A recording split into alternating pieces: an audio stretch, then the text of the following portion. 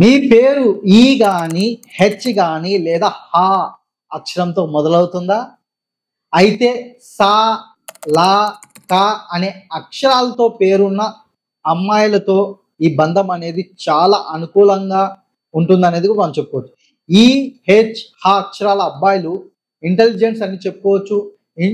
వీరి యొక్క freedom lovers అంటే వీళ్ళు ఏది కూడా స్వేచ్ఛగా తిరగాలి, స్వేచ్ఛగా ఉండాలి, మనం అనుకునేది చెయ్యాలి అనే సంకల్పంతో దృఢ నిశ్చయంతో ఉంటారు. ఇలాంటి వాళ్ళకి గనుక ఎస్, సా, లా, ఖ అక్షరాల అమ్మాయిలు వీరి యొక్క నాలెడ్జ్ అంటే వీరికి పాజిటివ్గా సపోర్ట్ చేయడం, ఎనర్జెటిక్గా, తర్వాత ఫ్యామిలీలో బాండింగ్ అనేది కూడా ఒక గౌరవంగా తీసుకోవడం అనేది కూడా జరుగుతుంది.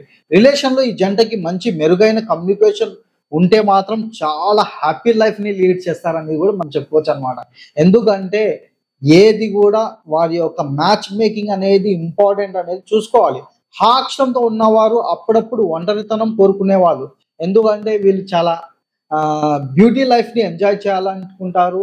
ఒంటరి లైఫ్లో కూడా ఆ యొక్క బ్యూటిఫుల్ లైఫ్ అంటే నేచర్ని అనుభవించాలనుకుంటారు. అదేవిధంగా కా లేదా సా అక్షరాలు వారు క్లారిటీ, కనెక్టివిటీని కూడా కోరుకుంటారు అనమాట. వెరీ టాకెటివ్గా ఉంటారు.